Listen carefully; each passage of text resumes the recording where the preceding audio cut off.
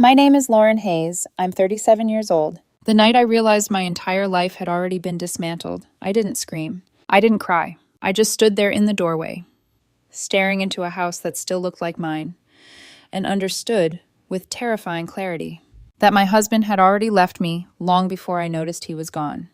Daniel Hayes. That's my husband's name. We had been together for 11 years, married for 4. We met in graduate school, the kind of place where relationships either burn out fast or settle into something permanent. Ours settled. Quietly, naturally, like it had always been heading there. Daniel wasn't loud. He didn't need to be. He had this stillness about him, the kind that made everything around him feel less chaotic. When he walked into a room, conversations softened without anyone realizing why. He was steady, and for a long time, he was the steadiest thing in my life. I loved him. I need to say that clearly, because it would be easy, too easy, to rewrite everything that happened and pretend it was doomed from the start. It wasn't. We were good, until we weren't. Infertility didn't arrive all at once. It crept in. At first, it was just months passing. Then a year, then appointments, then tests, then doctors using careful language that still somehow felt like a verdict. 2 years. That's how long we tried before they made it official. Daniel's body wasn't going to cooperate. No matter what we did, no matter how much we spent, no matter how badly we wanted it. Grief doesn't look the same on 2 people. That's something nobody prepares you for. Daniel turned inward. He got quieter, smaller, like he was folding into himself piece by piece. He stopped initiating conversations, stopped touching me, stopped asking about anything beyond what was absolutely necessary. It felt like I was living with someone who was slowly disappearing right in front of me. And instead of reaching for him, instead of sitting in that silence with him the way I should have, I started looking for noise somewhere else. That part, that's on me, entirely. Ryan worked 2 floors above me. Marketing. I was in finance. We started talking in the elevator. Nothing dramatic. Nothing obvious. That's what made it feel harmless. Safe. A comment about work. A joke. A shared complaint about long meetings. Then lunch once. Then again. Then messages that had nothing to do with work at all. Ryan listened. Really listened. And when he laughed, it felt different. Like I had said something worth hearing. Like I wasn't invisible. I didn't realize how much I needed that until I had it. And once I had it, I couldn't let it go. Wow. The first time we kissed wasn't an accident. I told myself it was. We had both been drinking after a company happy hour. Not enough to excuse it, just enough to blur the edges of responsibility. Parking garage, late, quiet. 30 seconds. That's all it took to cross a line I had been standing on for weeks. When it ended, Ryan looked at me and said softly, "We should probably talk about this." Probably. I nodded. And then we didn't talk. We just did it again. Within 2 weeks, I was going to his apartment after work. Every Tuesday. Every Thursday. Like it was scheduled. Like it belonged somewhere in my life. I would leave his place feeling alive. That's the word I kept using. Alive. And I convinced myself that meant something. That it justified something. That it was pointing me toward a life I deserved. The lies I told Daniel weren't complicated. They didn't need to be. He trusted me. Completely. I'm working late. He nodded. I have dinner with a client. Okay, he'd say, not even looking up from whatever he was reading. Do you want me to save you something? Every time. Every single time. And I used that trust like it was nothing. Like it was renewable. Like it couldn't run out. Ryan and I talked about the future. That's what made it dangerous. He asked me early on if I wanted kids. I said yes. I told him everything. The infertility, the appointments, the quiet, suffocating grief that had settled into my marriage like a third person neither of us could remove. He listened. He held my hand. And then he said something that should have felt like hope. I think it can still happen for you. The way he said it, it felt like a door opening, and I walked through it without looking back. I started building a life in my head, one where Daniel was the past, and Ryan was everything that came next. There were signs. Of course there were. There are always signs. Ryan never introduced me to his friends. When I asked, he smiled and changed the subject. He was always busy on weekends, but never in a way that made sense. His phone stayed face down. Always. And when it buzzed, he would glance at it, just for a second, then flip it back over like nothing had happened. I told myself it meant he respected our time together. Looking back, it meant something else entirely. But I didn't want to see it, because seeing it would have meant questioning the version of the future I had already decided was real. The month before everything collapsed, I stopped pretending. Not out loud, not in any way that would force a confrontation, but in the quiet ways that matter more. I stopped going to bed at the same time as Daniel. Stopped asking about his day. Stopped touching him. In my mind, the marriage was already over. I even had a timeline. Spring. That's when I was going to tell him. I thought I was being considerate, giving us both time. Space. What I was actually doing was letting him live for 4 more months with a woman who had already left him. A woman who sat across from him at dinner and saw a problem she believed she had already solved. I wasn't being careful. I was being a coward. The night everything ended started like any other Thursday. I was at Ryan's apartment. Takeout containers on the table. Something playing on his laptop that I couldn't remember now if my life depended on it. At some point, I checked my phone. 2 missed calls from Daniel. No voicemail. I texted him as I was leaving. Everything okay? He replied immediately. Yes. Just come home when you can. No urgency. No emotion. Nothing that told me my life had already changed. So I didn't rush. I kissed Ryan goodbye. Walked to my car. Drove home at a normal speed. Thinking about absolutely nothing. I pulled into the driveway at 10:30. The house was dark. That should have meant something. Daniel always left a light on. Always. But I ignored it. Because I had gotten very good at ignoring things that didn't fit the version of reality I preferred. I unlocked the door, stepped inside, turned on the hallway light, and stopped. The house wasn't messy. It wasn't chaotic. It wasn't the aftermath of a fight. It was empty. Not completely. The furniture was still there. The couch. The shelves. The table. But Daniel was gone. His books. Gone. His jacket from the hook by the door. Gone. The photographs. Gone. Every trace of him that could be packed into a box was gone. And on the kitchen table, placed exactly where I couldn't miss it, was a white envelope, my name on the front, in Daniel's handwriting. I stood there for a long time before I touched it, because some part of me already knew that whatever was inside that envelope was going to end everything. My hands were shaking before I even opened it. That is the part I remember most clearly. Not the silence, not the dark house, not even the hollow feeling that had already started spreading through my chest. My hands, because some part of me knew before I read a single word that Daniel had not left in confusion. He had left with intention. Inside the envelope was one sheet of paper. No greeting. No emotional preamble. No accusations written in rage. It was worse than that. It was organized. At the top, in Daniel's careful handwriting, were 8 words. You should know the following things. And beneath that, a list. Not a letter. A list. He knew Ryan's name. He knew which floor he worked on. He knew the address of Ryan's apartment. He knew how long it had been going on. He knew about Tuesdays. He knew about Thursdays. He knew about the client dinners, the late meetings, the nights I came home smelling like someone else's cologne and thought I had hidden it under perfume and distance. He wrote out the lies one by one, each with a date next to it, like evidence in a file, like he had been documenting the collapse of our marriage while I was still pretending I was the only one controlling the timeline. At the bottom, 2 final lines. I have retained a lawyer. The paperwork has already been filed. The joint accounts have been emptied legally and with counsel present. Do not contact me. I read it once, then again, then a third time, because my brain refused to understand what my eyes were showing it. And then I sat down on the kitchen floor, still in my coat, still holding that piece of paper, still waiting, somehow, for Daniel to walk back through the door and tell me this was a performance, a warning, a scare tactic. It wasn't. He was gone. And he had made sure that by the time I found out, there was nothing left for me to argue with. I called him immediately, straight to voicemail. I called again. Same result. I texted. No response. I called his mother. Voicemail. Then his younger sister, Rebecca. She answered on the second ring. I said her name, and for one desperate second, I thought maybe there was still some opening left, some human crack in all of this, some place I could force a conversation through. There wasn't. She told me this might happen, Rebecca said. Her voice was flat, controlled, not surprised. I actually stopped breathing for a second. She, not he. I had been so certain, even standing in that empty kitchen, that Daniel had acted alone, quietly, cleanly, almost impossibly. But now I understood. He hadn't been alone in the planning. He had support, witnesses, people who knew, people who had probably known longer than I wanted to imagine. Rebecca, don't call again tonight. Then she hung up. That was it. No yelling, no insults, not even the satisfaction of hearing how disgusted they were. Just a closed door. Another one. I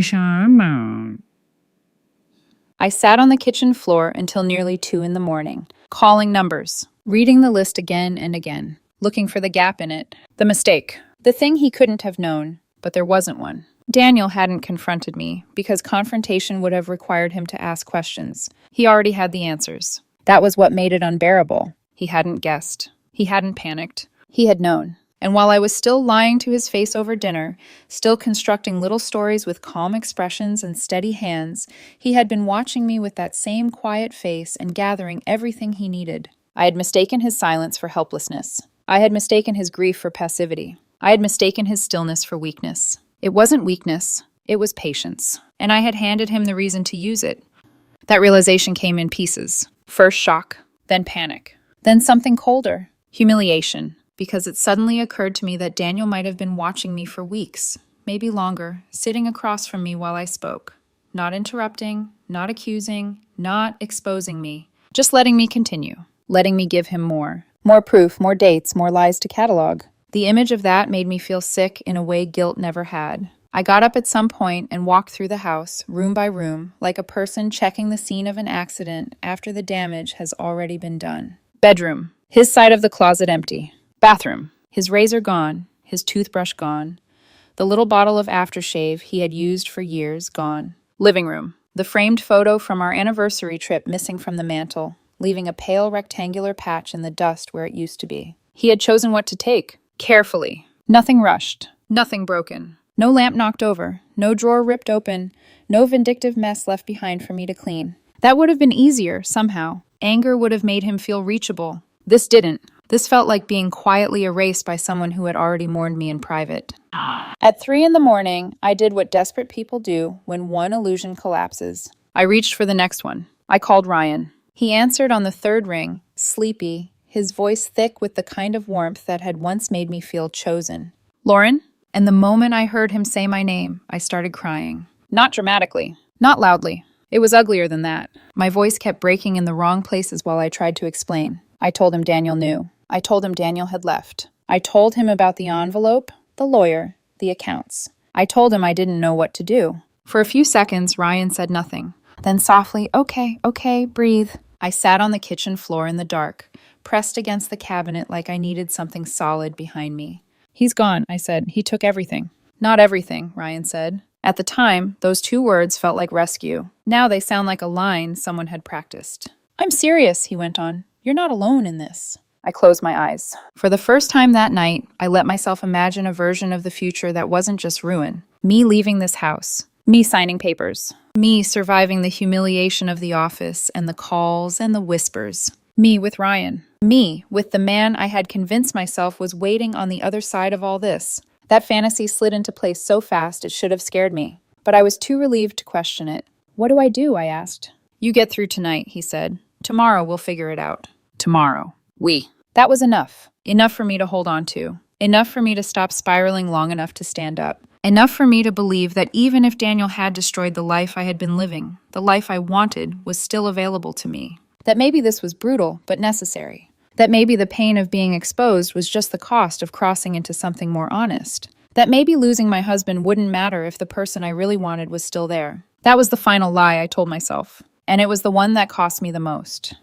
The next morning, the house looked even stranger in daylight. More official. More deliberate. Less like a nightmare and more like evidence. I barely slept. I showered in a bathroom that no longer felt shared. I made coffee in a kitchen that already felt like it belonged to someone else. Then I called a lawyer. Then another. Then HR to say I would be out for the day. I kept expecting Daniel to break his own silence. To send one message. To call once. To demand an explanation. Even if only so he could hear me stumble through one. But nothing came. Not from him. Not from anyone on his side. Just the terrible stillness of someone who had already decided that hearing my voice offered him nothing. By noon, the paperwork had started reaching me. Fast, efficient, complete. Daniel hadn't just filed. He had prepared. Every document that landed in my inbox made one thing clearer. He had not made this decision in a burst of hurt. He had made it after thinking. After collecting. After planning for the exact moment he would disappear. And the deeper I got into the paperwork, the more one truth pressed in on me from all sides. He had been preparing to leave me while I was still busy planning how and when I would leave him. Only he had done it better. I went back to the house one last time before sunset and stood in the doorway to our bedroom. I don't know why. Maybe I thought there would be some final sign I had missed. Something that proved he still loved me enough to hesitate. A note hidden somewhere else. A drawer left half full. A shirt forgotten in the back of the closet. There was nothing. Daniel had not left by accident. He had completed an exit, and he had done it so thoroughly that the room looked as if he had never expected to come back. That was when the fear changed shape. It stopped being fear of consequences. It became fear that I had already become someone irredeemable in his eyes. Not someone he hated. Someone finished. Someone concluded. Someone no longer worth addressing directly. I leaned against the closet door and remembered a moment from maybe 6 weeks earlier. A small one. So small I had barely registered it at the time. I had come home late, later than usual. I'd walked into the kitchen, already rehearsing an excuse I didn't end up needing. Daniel was sitting at the table with a mug of tea, his phone face down beside him. He looked up at me and asked, very calmly, "Did the client dinner go well?" That was all. I said yes. He nodded once, and then he smiled. Not warmly, not suspiciously, just politely. At the time, I thought nothing of it. Now, standing in that empty room, I understood. He already knew. Maybe not everything yet, but enough. Enough for that smile to mean something I had been too arrogant to recognize.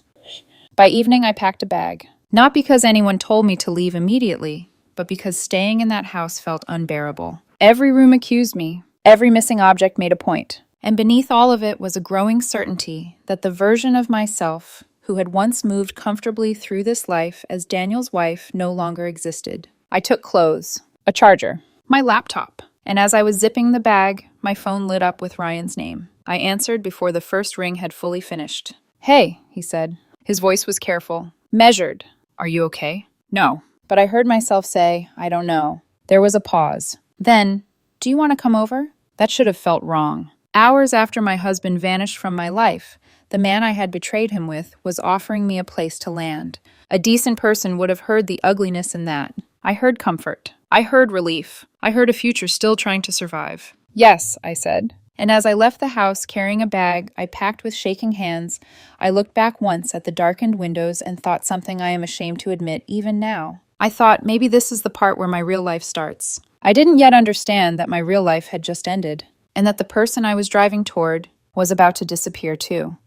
I moved into a motel 3 days after Daniel left. Not a hotel. A motel. The kind with flickering hallway lights and an ice machine that rattled like it was trying to wake the dead at 2 a.m. The kind where the door lock never quite clicks the way it should. I had money. Technically. My salary was still coming in, but the joint accounts were gone. Drained. And Daniel's lawyer had already moved to freeze what remained. By the time my own lawyer explained the situation to me, the number in my account felt wrong. Too small. Like someone had quietly erased years of my life and left me with the remainder. I sat on that motel bed with my laptop open, staring at the balance, refreshing the page like it might change if I looked at it enough times. It didn't. Something inside me shifted right then. Not panic. Not even fear. Something quieter. Something colder. The beginning of understanding.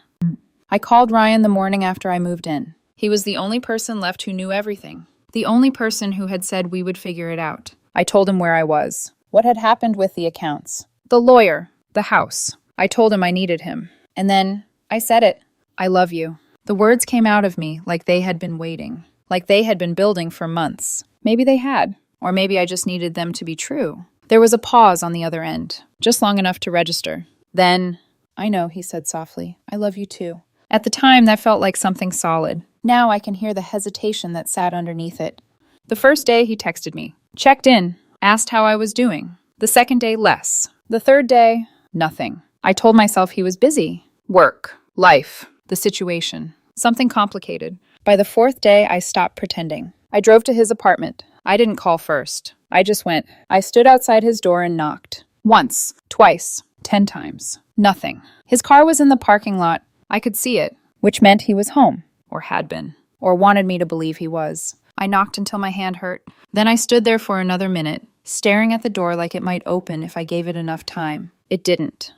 I went back to work the following Monday. I didn't want to, but I needed the paycheck. Needed something that still resembled structure. Normalcy. Anything that told me I hadn't completely fallen out of my own life. The office felt different. Not overtly. No one whispered when I walked in. No one stared. But something had shifted. The way conversations paused half a second too long when I approached. The way people didn't quite meet my eyes. The way kindness became careful, controlled. Like I was something fragile. Or contagious. I made it to my desk. Sat down. Opened my laptop. pretended I still belonged there.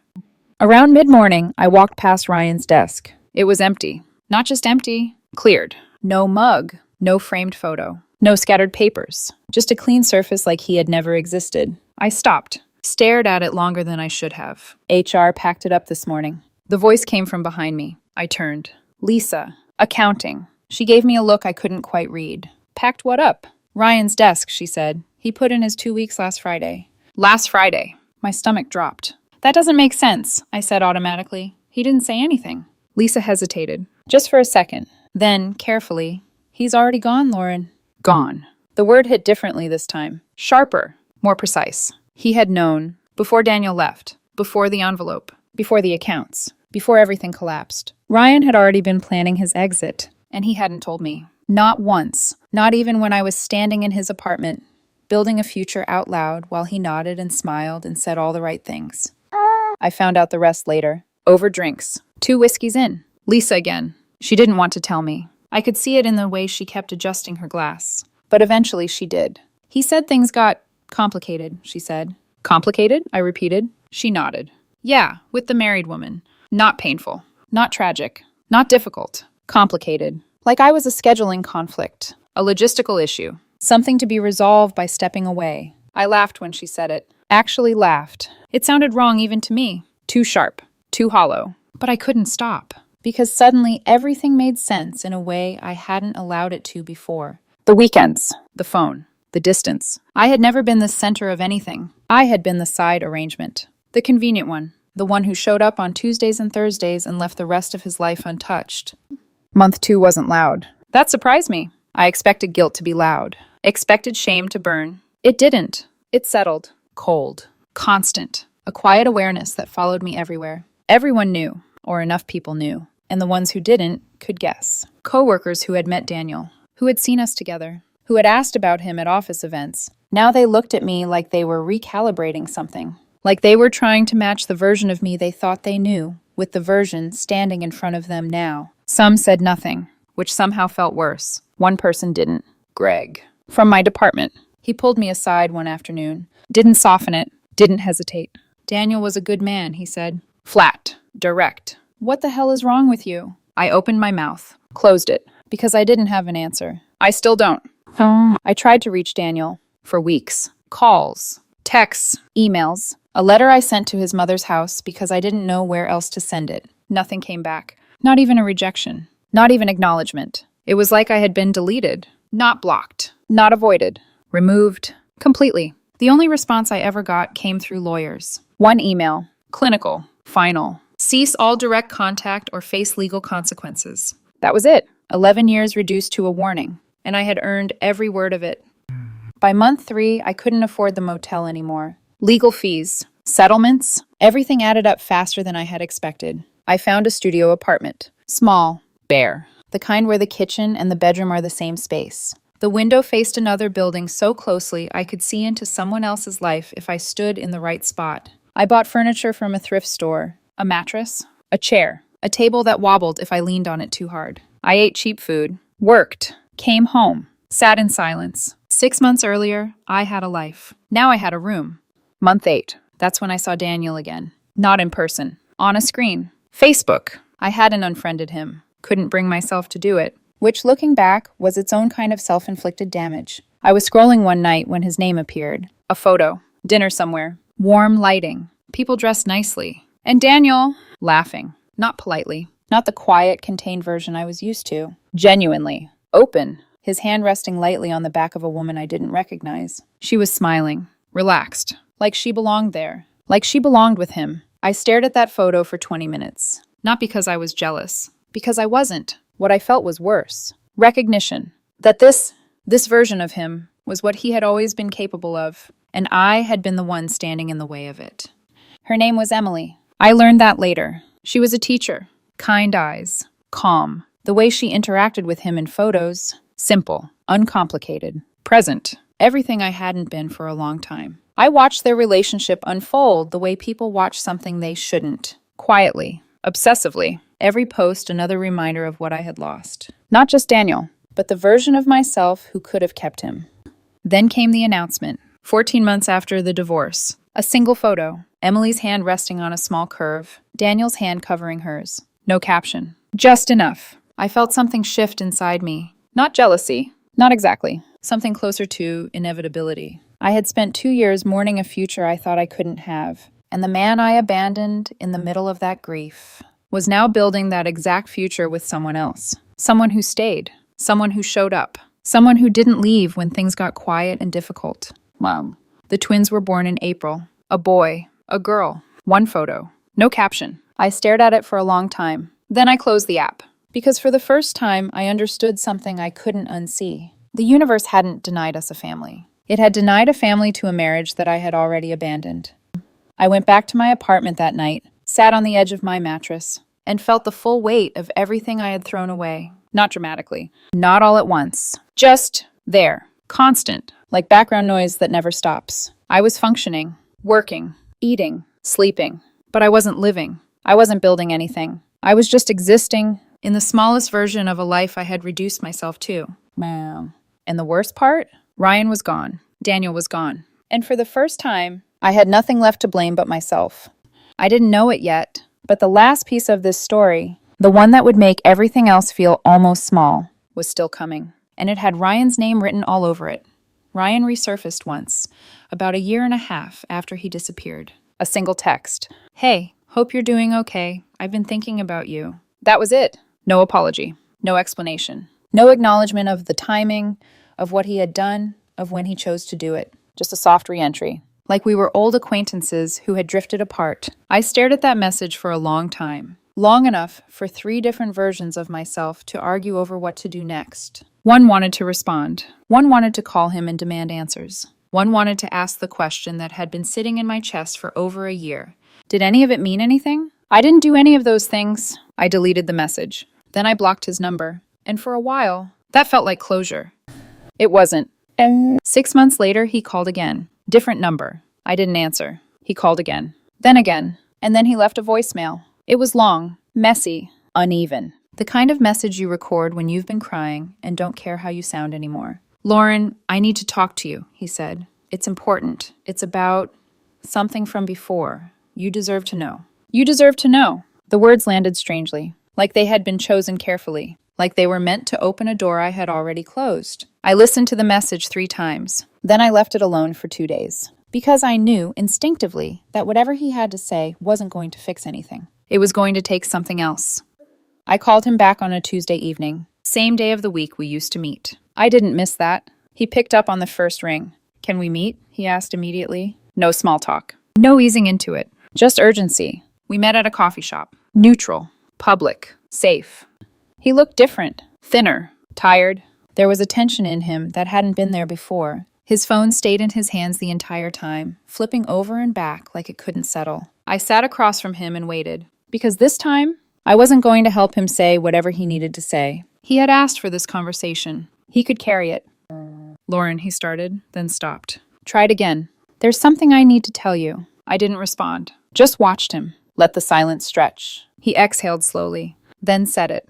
I'm having a baby. The words hung there. I nodded once. Okay. He blinked, like that wasn't the reaction he expected.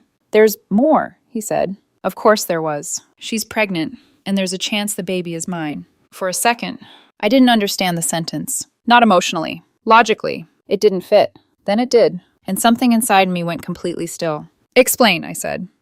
He told me everything. Not cleanly. Not in a way that made him look better, but completely. There was another woman. There had always been another man, someone he had been seeing on and off for years. Someone he had never mentioned. Not once. Not during lunches. Not during late-night conversations. Not even when we were building a future out loud, like it was something real. That relationship hadn't started after me. It had existed before me. During me. Through all of it, I wasn't the exception. I wasn't the turning point. I wasn't even the main story. I was convenient.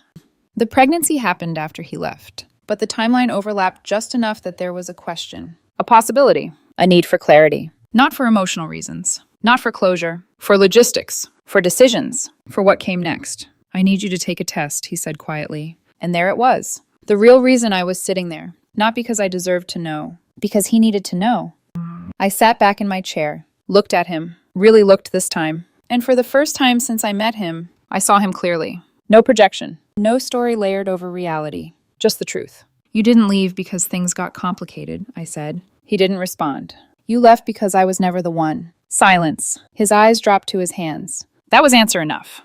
I took the test. Not for him. Not even for the baby. For me. Because I needed the last illusion gone. 2 weeks later, the result came back. Not mine. I expected something. Relief. Anger. Sadness. Something. Instead, I felt clarity. Sharp. Clean. Final. Because the result didn't just answer a question about the baby. It answered every question I had been holding on to for 2 years. None of it had been real. Not the future we talked about. Not the promises. Not the way he looked at me and made me feel like I mattered. It had all been managed. Maintained. Controlled. I had given him everything he needed to do it. My loneliness. My marriage. My grief. My hope. I handed him the blueprint of every weakness I had. And he used it perfectly. I think about Daniel sometimes. Late at night. When the apartment is quiet in a way that feels permanent. I think about those months. What it must have been like for him. Sitting across from me. Listening. Watching. Understanding. Not reacting. Not exploding. Just preparing. He didn't choose revenge. He chose precision. He chose himself. And he was right to do it. I watched his life rebuild from a distance. Through posts I shouldn't have looked at. Through updates I pretended not to care about. He married Emily. Small ceremony. Simple. The twins are growing. Healthy. Happy. And in every photo, Daniel looks like someone who is finally being met where he stands. Not chased. Not replaced. Not taken for granted. Seen. I am 37 now. It has been 3 years since the night I walked into that empty house. I still live in the same apartment. Still work the same job. I eat alone most nights. I haven't dated. Haven't rebuilt. Haven't become someone new. I learned something. Not in a way that fixes anything. Not in a way that earns redemption. Just something that stays. I am capable of destroying something good, while convincing myself I'm searching for something better. Loneliness isn't a reason. Boredom isn't a reason. Silence isn't a reason. They are all moments. And what you do inside those moments decides everything that comes after. Here's the part that stays with me. The part I can't shake. I didn't lose Daniel because he stopped loving me. I lost him because I stopped choosing him. I didn't lose Ryan because he didn't stay. I lost him because he was never there to begin with. And now, I am here, in a space that is too small for how much of my life is missing from it. Not waiting, not hoping, just understanding. Too late. If you have someone in your life who is still there, still steady, still choosing you even when things get quiet and hard, that isn't something to escape. That's the rarest thing you will ever be given. And some doors don't reopen. Not because they're locked, but because the person on the other side has already walked away and built a life that no longer includes you. The worst part? It's not the baby. It's not Ryan. It's not even the empty apartment. It's knowing, with complete certainty, that I had everything I was looking for, and I walked away from it on purpose. And there is no version of this story where I get it back.